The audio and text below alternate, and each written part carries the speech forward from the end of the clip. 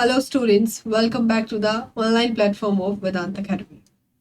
We are doing NCERT series 9th to 12th, and we are on the second chapter of class 9, that is Socialism in Europe and Russian Revolution. Part 1 में हमने देखा कैसे वहां पर socialism emerged हो रहा था, कैसे कैसे रेडिकल, लिबरल्स और कंजर्वेटिव विचारधाराएं आ रही थी, कैसे कैसे पार्टीज बन रही थी, और फिर हमने देखा था कि रशिया का जो एम्पायर था उसमें क्या क्या इंक्लूडेड था, वहां का राजा कौन था और वहां पर कैसे कैसे राज्य हो रहा था। आज हम देखेंगे कि वहां की सोसाइटी कैसे थी, रेवोल्यूशन क्यों हुआ और उसके कारण क्या थे, वहां की इकोनॉमी कैसी थी। उन्हीं सभी चीज़ों को देखते हुए फिर हम कंक्लूजन पर पहुंचेंगे कि रशियन रेवोल्यूशन में क्या क्या चीज़ें हुई और उससे वर्ल्ड वाइड क्या इफेक्ट हुआ। लेट गेट स्टार्टेड एंड अच्छे से पढ़िए। Okay, economy and society. At the beginning of the 20th century, the vast majority of the Russia's people were agriculturists. ठीक है, तो जो बिगिनिंग आपकी हो रही है किस चीज की, 20th century की, तो वहां पर लोग अभी भी एग्रीकल्चरिस्ट हैं, most of the people. Okay, about 85% of the Russian people, about 85%. About 85% of Russian Empire population earned their living from agriculture. ठीक है, तो इसका मतलब एग्रीकल्चरल जो इकोनॉमी है, जो आपकी इकोनॉमी है वो बेस्ड है एग्रीकल्चर के ऊपर। ठीक है, because 85% of population are engaged in agriculture. Okay, and this proportion was higher than in most European countries. और आपकी अगर कंपेयर करो आप और यूरोपियन कंट्रीज से तो उसमें ये सबसे ज्यादा है। For instance in France and Germany this proportion between 40 and 50%, मतलब कि आपके जो फ्रांस और जर्मनी है उसमें ये प्रोपोर्शन 40 to 50% है, लेकिन यहाँ पर ये परसेंट जो है 85% है। Okay, and in the empire cultivators produced for the market as well as for their own need, मतलब उनको मार्केट को भी देना, because Russia was a major exporter of grain. आपका जो रशिया है वो ग्रेन का मेजर एक्सपोर्टर था।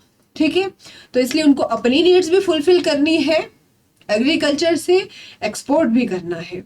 Okay, Industry was found in pockets. Prominent industrial areas were Saint Petersburg and Moscow. ठीक है, ये दोनों एरियाज हैं आपके जो इम्पोर्टेंट, वहां पर जहाँ पे इंडस्ट्रियल एरिया जो है आपका रशिया का उस टाइम पे, ये दोनों वहां पर मेन एरियाज थे। Craftsman undertook much of the production but large factory existed alongside craft workshop. Many factories जो है आपकी वो 1890s में आई, जब रशिया में रेलवे ट्रैक का काम हो रहा था, रेलवे नेटवर्क जो है वो एक्सटेंड हो रहा था। ठीक है, उसके बाद फॉरेन इन्वेस्टमेंट भी बढ़ गया, उसके बाद कोल प्रोडक्शन भी आपका डबल हो गया और आयरन का, स्टील का 4 गुना बढ़ गए। ठीक है, बाय द 1900s। ठीक है, in some areas factory worker and craftsman were almost equal in number, कि आपके जितने भी आपके फैक्ट्री वाले हैं, जितने भी आपके क्राफ्टमैन हैं, दोनों के दोनों इक्वल हो गए। ठीक है, इन सम एरियाज, कुछ कुछ जगह पर, हर एक जगह पर नहीं बल्कि कुछ कुछ जगह पर। Most industries were the private property of industrialist, और आपकी जो ज्यादातर इंडस्ट्रीज जो थी वो प्राइवेट प्रॉपर्टी थी, और इसी चीज का तो वहां पर ज्यादा हंगामा था कि प्राइवेट तो लोग चाह ही रहे थे, क्योंकि वो तो सोशलिज्म के लिए लड़ रहे हैं अब। ठीक है, so governments supervise large factories to ensure minimum wages. ठीक है, तो क्या कह रहे थे कि हमें सोशल वेलफेयर, हमने लास्ट पार्ट में डिस्कस किया था ना कि प्राइवेट प्रॉपर्टी तो है इंडस्ट्री, लेकिन जो गवर्नमेंट है वो डिसाइड क्या करेगी, गवर्नमेंट सुपरवाइज लार्ज फैक्ट्रीज कि एटलीस्ट जो वर्कर्स है उनको जो वेजेस मिल रहे हैं, जो वो मिल रहे हैं उनको वेजेस, वो कम से कम उनकी नीड को तो फुलफिल करें। And limited hours for work, ऐसा नहीं कि वो 24 घंटे काम करेंगे, उनके वर्किंग आवर्स, उनकी सैलरी, इन सब चीजों को वो इंश्योर कराएंगे कि आपको कम से कम इतना तो मिलेगा। ठीक है, बट जो फैक्ट्री इंस्पेक्टर्स थे could not prevent rules being broken. ठीक है, इन craft unit, small workshop, working days क्या क्या होते थे, वर्किंग जो डे होते थे समटाइम्स 15 आवर्स कर रहे हैं काम, compared with 10 to 12 hours in factories. तो जो आपकी वर्कशॉप में क्राफ्ट यूनिट में 15 आवर्स होते थे और 10 to 12 आवर्स आपके इसमें होते थे। एंड अकोमोडेशन जो है आपके varied from rooms to dormitories, ये आपको इसमें भी दिखाई, देखो कैसे वो लोग डॉर्मेट्रीज में अपना सोते थे, ठीक है, बंकर्स में आपका वर्क, ये आपकी फोटो है, workers sleeping in bunkers in a dormitory in pre revolutionary Russia. तो वर्कर्स की जो हालत थी वो बहुत ज्यादा खराब थी, बहुत ही ज्यादा खराब थी, ठीक है। वर्कर्स वर अ डिवाइडेड सोशल ग्रुप, ठीक है, किसी के स्ट्रॉन्ग लिंक्स थे विलेज से जहां से वो आते थे। Others had settled in cities permanently, कुछ सिटीज में परमानेंट हो गए थे। फिर उनकी स्किल, पहले तो वो अपने सोशल ग्रुप कि वो कहाँ से आए हैं, कहाँ से बिलोंग करते हैं, कहाँ कहाँ से उनकी लिंक है। फिर उनकी स्किल, जैसे जो मेटल वर्कर जो होते थे वो अपने आप को कंसीडर करते थे themselves aristocrats among other workers, ठीक है, मतलब कि हम तो जो मेटल वर्कर्स हैं वो हाई क्लास ऑफ वर्कर्स माना जाता था, ठीक है। And their occupation demanded more training and skill, वो बोलते थे कि हमारी जो मतलब कि जो हम काम करते हैं उसमें बहुत स्किल लगती है, okay. Women made up 31% of the factory labour by 1914। और फिर वही चीज अगेन एंड अगेन रिपीट हो रही है कि वुमेन काम कर रही है पर उसको वेजेस नहीं मिल रहा है, चिल्ड्रन काम कर रहे हैं उनको भी इक्वल वेजेस नहीं मिल रहा है, एंड सेम काम कर रहे हैं बिटवीन, कैसे उनको या तो हाफ या थर्ड फोर्थ उसका मिलता था। मैन के वेज के, मैन के अगर सैलरी से कंपैरिजन करें तो वुमेन को हाफ या थर्ड फोर्थ उनको मिलता था।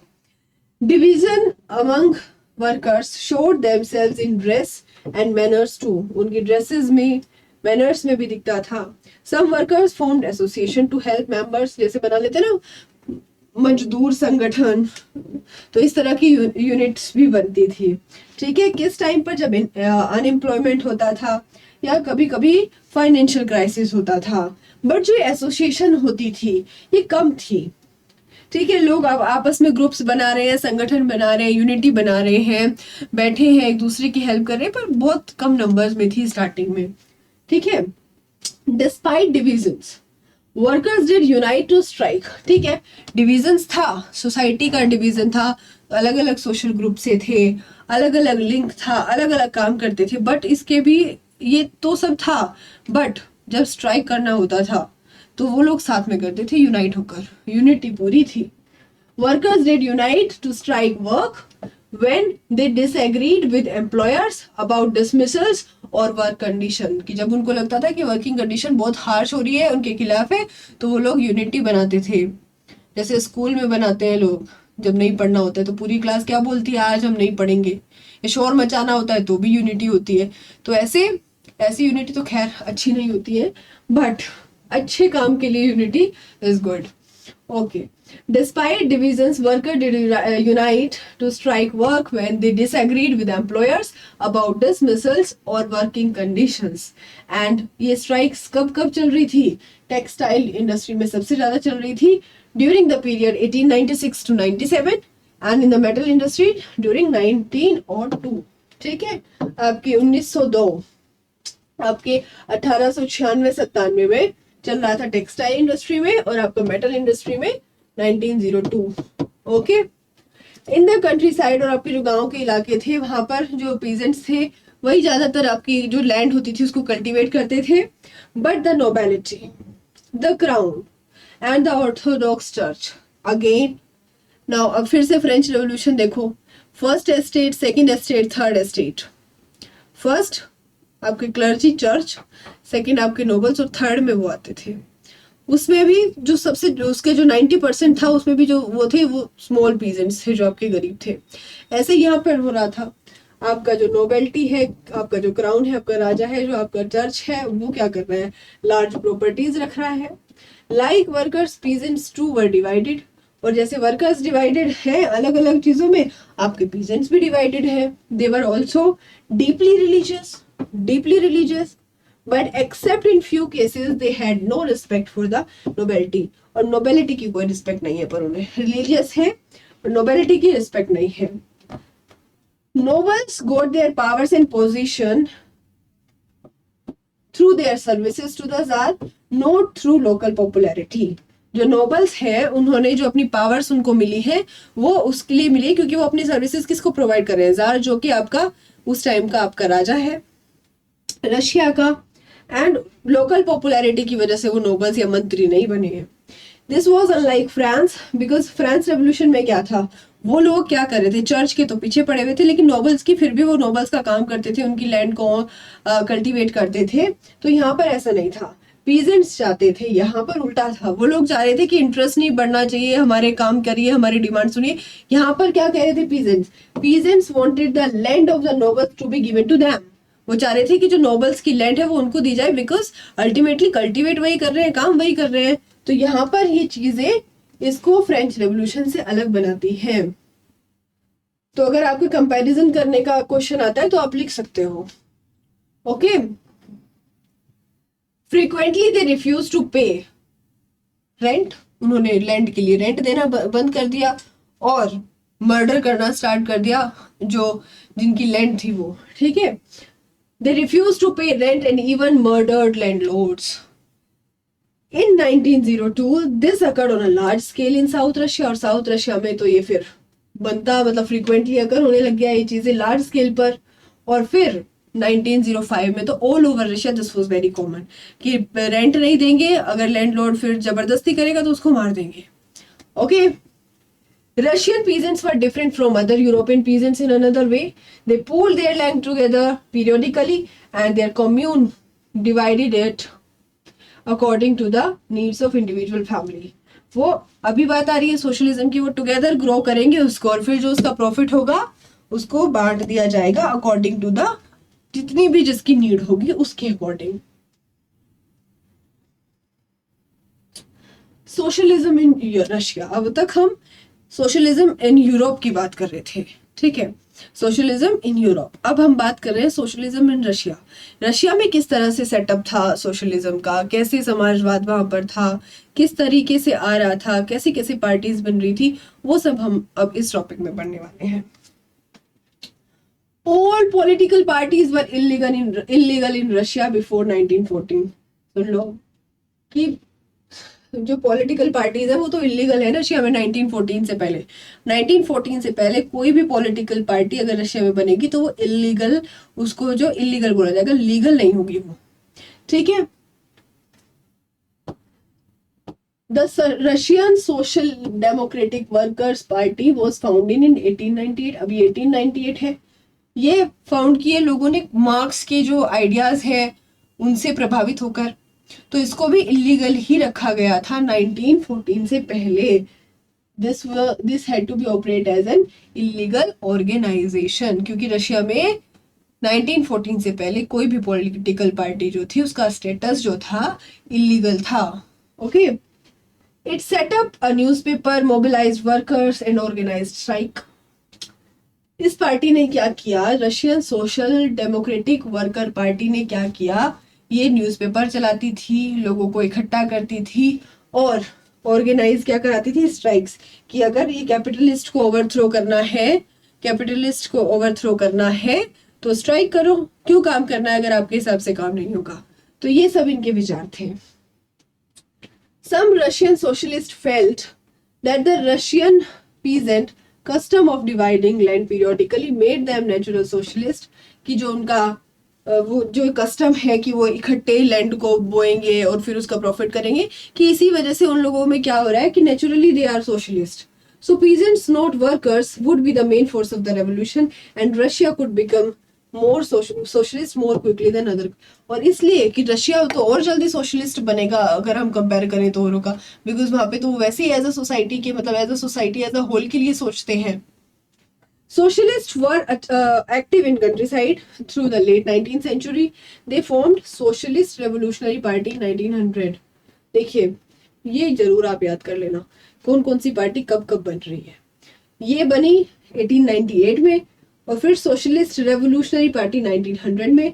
इस पार्टी ने जो है स्ट्रगल किया, पीजेंट्स के राइट्स और डिमांड क्या की कि लैंड जो है जो नोबल्स से बिलोंग करी, जो मंत्री वगैरह हैं राजा के, उनसे जो बिलोंग करी है वो पीजेंट्स को दे दी जाए. एंड जो सोशल डेमोक्रेट्स थे वो डिसएग्री हो गए इस बात पे।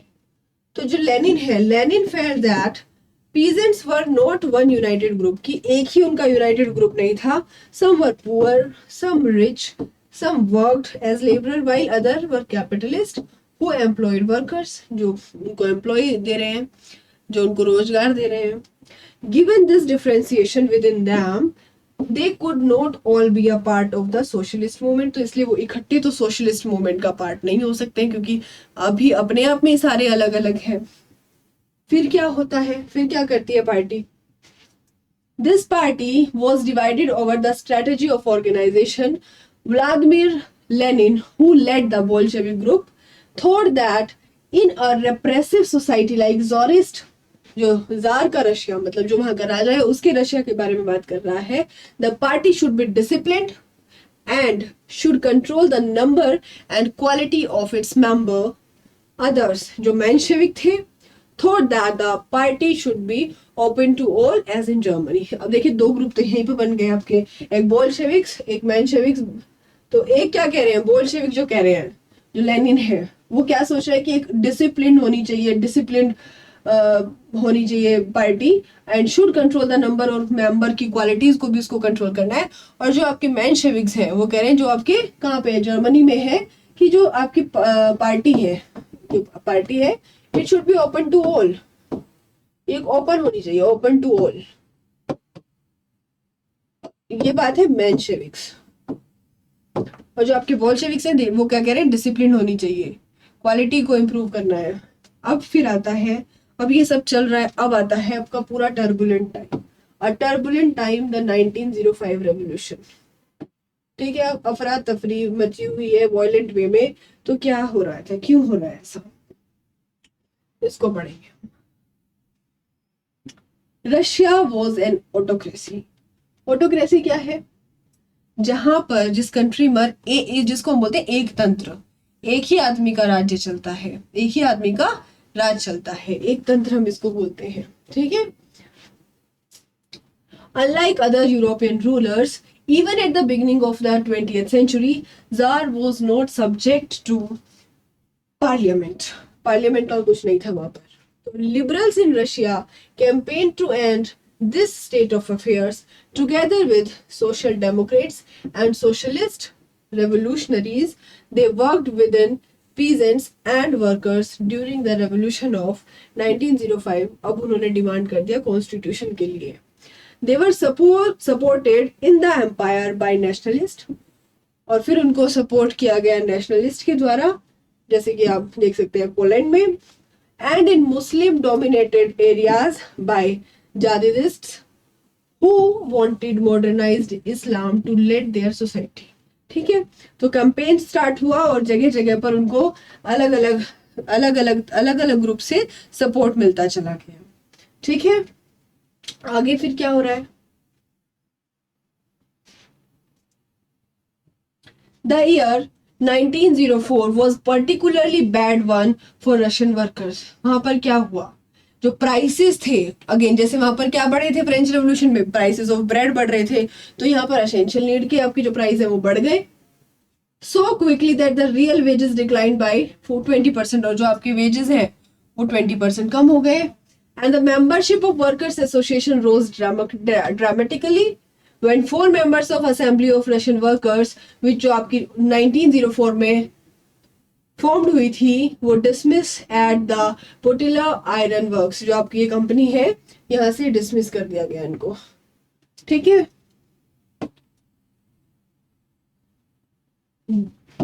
प्राइसेस बढ़ गए हैं, वेजेस कम हो गए हैं, लोगों को बाहर निकाल दिया।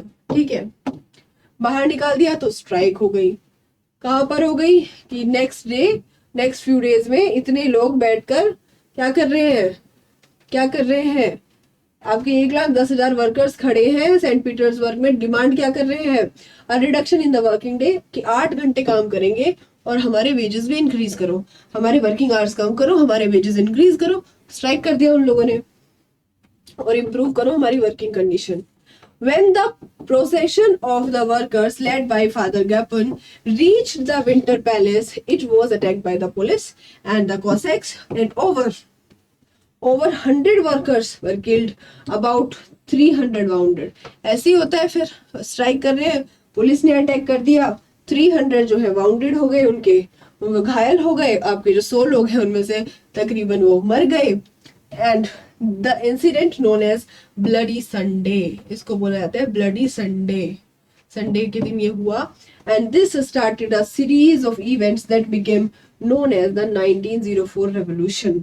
उसके बाद धीरे धीरे आपकी हर जगह पर स्ट्राइक होने लगी. All over the country universities close हो गई, लोग बाहर निकल गए घर से, कंप्लेन करने लग गए about the lack of civil liberties. Lawyer, doctor, engineers, इन सब ने अपनी अपनी यूनियन बना ली और इन्होंने डिमांड की एक कॉन्स्टिट्यूशन असेंबली. ठीक है, कि अब राइट्स की बात होगी यहाँ पर भी. तो यहाँ पर फिर क्या बन गई, क्या डिमांड आती है, कॉन्स्टिट्यूएंट असेंबली की. देखिए फिर क्या होता है. So during the 1905 revolution, the Tsar allowed the creation of an elected consultative parliament. Tsar ने अलाउ कर दिया कि ठीक है बनाओ भाई. जैसे लास्ट में किसको, जो आपके लुइस भाई साहब थे, लुइस 16, उन्होंने भी अलाउ कर दिया था कि ठीक है लिमिट कर दो पावर्स को. ठीक है, कोई भी चीज पढ़ो तो उसको कंपेयर करके पढ़ो, तो आपका साथ साथ फ्रेंच रेवोल्यूशन भी हो जाएगा, आपका रशियन रेवोल्यूशन तो चल ही रहा है, इसके साथ साथ आपका फ्रेंच रेवोल्यूशन भी रिवाइज हो जाएगा. ठीक है, तो उसको बोलते हैं ड्यूमा. ठीक है, ये भी क्वेश्चन आ सकता है कि Duma, okay, Duma, parliament Duma बोलते हैं वहां पे. For a brief while during the revolution there existed a number of trade unions, factory workers committees बनी हुई थी. After 1905 जो आपकी यूनियंस थी worked unofficially since they were declared illegal, क्योंकि वो illegal थी तो वहां पे unofficially काम करती थी. And severe restrictions were placed on political activity, और political activities पर आपकी restrictions भी थी. तो जार जो था उन्होंने डिसमिस कर दिया. जो फर्स्ट ड्यूमा आपकी पार्लियामेंट बनी वो 75 डेज में उसने उसको डिसमिस कर दिया.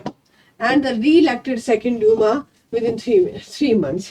ठीक है, तो पहली जो पार्लियामेंट बनी उसको 75 डेज में डिसमिस कर दिया, दूसरी बनी उसको 3 months में उसने डिसमिस कर दिया. He did not want any questioning, वो चाहता ही नहीं था कि उसकी अथॉरिटी को कोई क्वेश्चन करे. और जब अथॉरिटी को कोई क्वेश्चन नहीं करने वाला होगा तो वो अपनी मर्जी से कुछ भी करेगा. कहीं पर भी देख लो, रियल लाइफ एग्जांपल आप कहीं पर भी देख लो. ठीक है, और जब ऐसा नहीं होगा तो वो ना ही तो उसको अपनी पावर में रिडक्शन चाहिए, ना ही वो चाहता है कि कोई उससे क्वेश्चन करे. He changed the voting law and packed the third Duma with conservative politicians.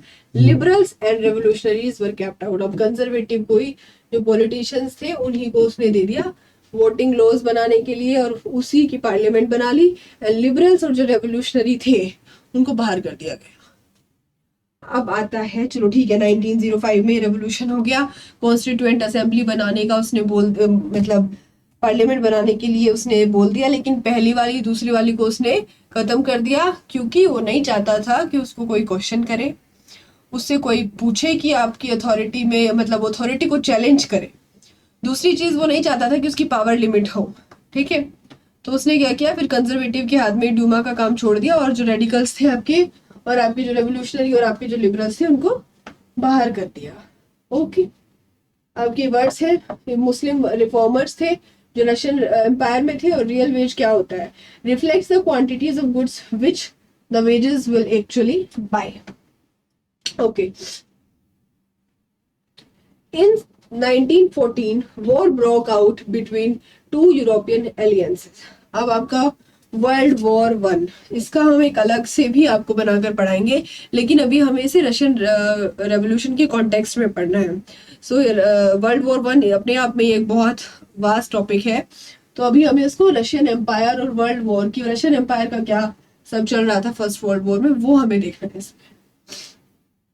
In 1914 war broke out between two European alliances. जो आपके सेंट्रल पावर्स थे जर्मनी, ऑस्ट्रिया, टर्की, और जो आपके लेटर इटली और रोमानिया, जो फ्रांस, ब्रिटेन एंड रशिया जो था. तो each country had a global empire and the war was fought outside the Europe as well as in the Europe. बाहर भी और अंदर भी चल रहा था यूरोप के, and this is known as the First World War. And in Russia, this war was initially popular and people rallied around Tsar Nicholas II. As the war continued, the Tsar था उसने refuse कर दिया to consult main parties in Duma, support war thin, and anti-German sentiments ran high, as can be seen in the renaming of St. Petersburg, a German name, as Petrograd. उसने नाम change करके उसको German name दे दिया और उसका नाम रख दिया Petrograd. The Tsarina Alexandra's German origins and poor advisors, especially a monk called Rasputin, made the autocracy unpopular. The First World War on the Eastern Front differed from that on the Western Front. Eastern Front पे वो अलग था, Western Front पे वो अलग था. In the West, armies जो है fought from trenches stretched along the eastern fronts. In the East में क्या था, आर्मी जो है वो गुड डील की तरफ मूव कर रही थी, moved a good deal and fought battles living large casualties बहुत ज्यादा हो रही थी उधर. ठीक है. Defeats were shocking and demoralising, और जो हार थी वो शॉकिंग भी थी और आपको जब हारोगे तो डिमोरलाइज भी होगे. And Russia's armies lost badly in Germany and Austria between 1914 and 1916. और जो रशिया की आर्मी थी वो बुरी तरह हारी. There were over 7 million casualties by 1970s. ये तो आप सभी जानते हैं कि कितना बुरा हाल हुआ था, कैजुअलिटीज कितनी थी. वॉर आप कोई भी ले लो यही हाल होता है. और this was the world war. Okay, तो पूरी दुनिया इफेक्ट हुएगी. इंडिया के कॉन्टेक्स्ट में भी हम इसको मॉडर्न हिस्ट्री में पढ़ेंगे.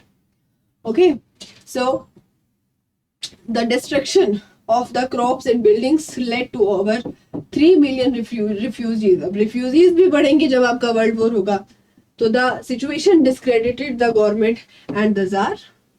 Soldiers did not wish to fight such a war. और soldiers ने घुटने टेक दी कि हमें नहीं लड़ना है ऐसा कोई वॉर, हम नहीं लड़ेंगे अब. And the war also had a severe impact on the industry. Russia की जो अपनी इंडस्ट्रीज थी वो पहले से ही कम थी, and the country was cut off supplies of industrial goods by German control of the Baltic Sea. ठीक है, वो भी गया. Industrial equipment disintegrated more rapidly in Russia than elsewhere in the Europe. ये भी गया. अब इंडस्ट्रियल जो इक्विपमेंट था उससे ये रशिया में और जल्दी चला गया. यूरोप के अगर और जगह पे कंपेयर करें हम तो. एंड जो आपका 1916 तक जो रेलवे लाइन थी वो भी ब्रेक डाउन हो गई. Okay, able bodied men were called up to the war. ठीक है, and as a result there were labor shortages and small workshops producing essentials were shut down.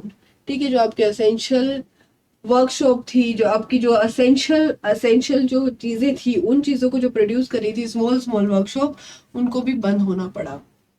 Large supplies of grain were sent to feed the army. अब war हो रहा है तो army के लिए खाना भी जाएगा, तो वो तो सब वहीं पे चला जाता था. So for the people in the cities bread and floor became scarcity हो गई, कम मतलब कि कम हो गया. स्कैर्सिटी मतलब किसी चीज की कमी हो जाना. By the winter of 1916 riots at bread shops were common. और 1916 में मतलब कि जो विंटर्स थी 1916 की, तो ब्रेड की शॉप पर जो आपका राइट्स थे, जो दंगे थे, वो कॉमन हो गए थे. ठीक है, तो ये इम्पैक्ट आप पढ़, ये इम्पैक्ट का क्वेश्चन भी आ सकता है कि रशियन रेवोल्यूशन में वर्ल्ड वॉर 1 का भी क्या हाथ रहा है और वर्ल्ड वॉर 1 से रशिया को क्या क्या नुकसान हुआ है उस टाइम पे, और स्पेशली लोगों को जो वहां के लोग थे. The February revolution in Petrograd. ठीक है, पेट्रोग्राड का नाम चेंज हो गया था. तो पेट्रोग्राड में जो फेब्रुअरी रेवोल्यूशन था वो कैसे हो, let's see. In the winter of 1917 की सर्दियों में conditions in the capital Petrograd were grim. The layout of the city seems to emphasize the division among its people. ठीक है, वही डिविजन्स चल रहा था, अभी तक सब वही चल रहा है. The workers' quarters and factories were located on the right bank of the river Neva. ठीक है, कहाँ पर थी ज्यादातर फैक्ट्रीज? रिवर नेवा के बैंक पर. और लेफ्ट बैंक मतलब जैसे रिवर नेवा है तो उसके राइट बैंक पर आपका फैक्ट्रीज है, वर्कर क्वार्टर है, और लेफ्ट बैंक पर आपके फैशनेबल एरियाज हैं, the winter palace, the official जो आपके ऑफिशियल बिल्डिंग्स हैं वो उसके लेफ्ट बैंक पर है, ठीक है।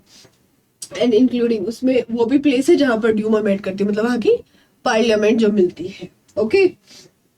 इन February 1917 फूड शॉर्टेज हो गई, विंटर पहले से ही कोल्ड है, there had been exceptional frost, ठीक है, एंड हैवी स्नो, सब जम रहा है, विंटर बुरी तरह से हार्म हो रही है, तो क्या हो रहा है कि हैवी स्नो हो रहा है, तो पार्लियामेंट्रियंस जो है दे wishing to preserve elective government were opposed to the Tsar's desire to dissolve the Duma। अब वहां पर लोग क्या है जो पार्लियामेंट्री है वो they are wishing to preserve elective government and were opposed to the Tsar's desire to dissolve the Duma। अब वो उसके अपोज में है, ठीक है। तो फिर देखो आगे क्या होता है। On 22 February a lockout took place at a factory on the right bank। और राइट बैंक पर क्या हो गया, एक लॉकआउट जो है वो हुआ फैक्ट्री में, और नेक्स्ट डे जो है वर्कर उन्होंने क्या किया, 50 फैक्ट्रीज में वर्कर्स ने स्ट्राइक किया सिंपैथी के लिए, and this came to be called as international women day, international women's day. Demonstrating workers crossed from the factory quarters to the centre of the capital, कि वो सारे जगह से सेंटर में आए, and the Nevsky Prospect, okay, जो centre of the capital है। At this stage no political party was actively organising the movement, और इससे पहले कोई भी आपकी जो पॉलिटिकल पार्टी थी वो इतना एक्टिवली आपका मूवमेंट जो है उसको ऑर्गेनाइज नहीं कर रही थी। As the okay as the fashionable quarters, जहां पर आपकी ऑफिशियल बिल्डिंग है, आपका विंटर पैलेस है, जितने भी राइट मतलब आपके जो इस बैंक पर एक साथ है आपके ड्यूमा है, उन सब में क्या हो रहा है, buildings were surrounded by workers, workers से सराउंड कर लिया, and the government imposed a curfew, curfew लग गया। Demonstrators dispersed by the evening, वो disperse हो गए इवनिंग तक, but they came back on 24th and 25th, and the government called out the cavalry and the police to keep an eye on them। ठीक है, उन्होंने अपने हथियार निकाल लिए और अब पुलिस उन पर नजरें जमाई हुई थी। फिर क्या होता है, on Sunday 25th February the government ने, जो गवर्नमेंट है उसने ड्यूमा को सस्पेंड कर दिया। पॉलिटिशियन जो है spoke out against the major, demonstrator जो है returned in the force to street on the left bank, and on the 27th जो पुलिस हेडक्वार्टर है वो रैंसैक्ट कर लिया गया, and the street thronged with people raising slogans about bread, और लोगों ने फिर क्या करना शुरू कर दिया, बेटर आवर्स, अपनी नीड्स के लिए, अपने वेजेस के लिए, ब्रेड के लिए, फ्लोर के लिए, डेमोक्रेसी के लिए नारे लगाना शुरू कर दिया इकट्ठे होकर। The government tried to control the situation, and once again उन्होंने फिर सब चीजें निकाल ली, and however the cavalry refused to fire, और जो उनका जो कैवलरी थी जो गवर्नमेंट ने कहा था कि इन पे फायर करो, तो उन लोगों ने फायर, जो स्ट्राइक कर रहे थे, डेमोन्स्ट्रेट कर रहे थे, उन लोगों पर फायर करने के लिए मना कर दिया, and officer was shot at the barracks of the regiment, और एक ऑफिसर को शॉट कर दिया गया, and 3 other regiments mutinied voting to join the striking workers, और उन लोगों को भी वर्कर्स के साथ आने के लिए उन लोगों ने बोल दिया। By that evening soldiers and striking workers had gathered to form a soviet, जिसको बोलते हैं सोवियत और काउंसिल। किसी भी देश का इतिहास एक दिन में नहीं बनता है, यहाँ से सोवियत वर्ड आया और इसको बोलते हैं काउंसिल, ओके। सोवियत यूनियन पढ़ते हैं ना हम। So council in the same building as the Duma met. This was the Petrograd Soviet, okay, and the very next day a delegation went to see the Tsar. Military commanders advised him to abdicate. He followed their advice and abdicated on 2 March, and Soviet leaders and Duma leaders formed a provisional government to run the country। उन्होंने एक provisional government जब तक के लिए उसको हटा दिया गया, और एक प्रोविजनल गवर्नमेंट तब तक के लिए कंट्री को चलाने के लिए बनाई गई। Russia's future would be decided by a constituent assembly elected on the basis of universal adult suffrage, Petrograd had led the February Revolution and brought down the monarchy in 1917 February. तो 1917 February में monarchy जो है, monarchy को fall करा दिया, या हम बोल सकते हैं brought down.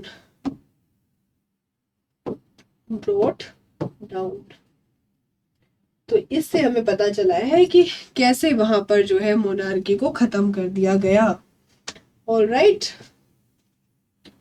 उसके बाद ये आप जितने भी बॉक्सेस हैं, women in the French revolution, कैसे कैसे वुमेन ने अपना फेब्रुअरी रेवोल्यूशन में काम किया, कैसे कैसे अपने काम छोड़ दिए, कैसे कैसे स्ट्राइक में कैसे कैसे मैनेज किया. उसके बाद आता है फिर आफ्टर फेब्रुअरी, कि फेब्रुअरी के बाद वहां पर क्या हुआ, कैसे फिर आगे सोसाइटी इफेक्ट होती है, कैसे फिर आपका रशिया रेवोल्यूशन इम्पैक्ट करता है, कैसे कैसे फिर आगे वहां पर काम होता है. यही सब चीजें हम नेक्स्ट पार्ट में डिस्कस करेंगे, and we will try to finish this in upcoming 2 parts. So 2 parts are over for the Russian Revolution and socialism, and 2 parts are coming for you very soon. Hope you like this video and hope you like the way of discussion and discussing the every line of the NCERT, so that nothing आपका कुछ भी miss ना हो. So do comments, like, share and subscribe. Thank you and have a nice day.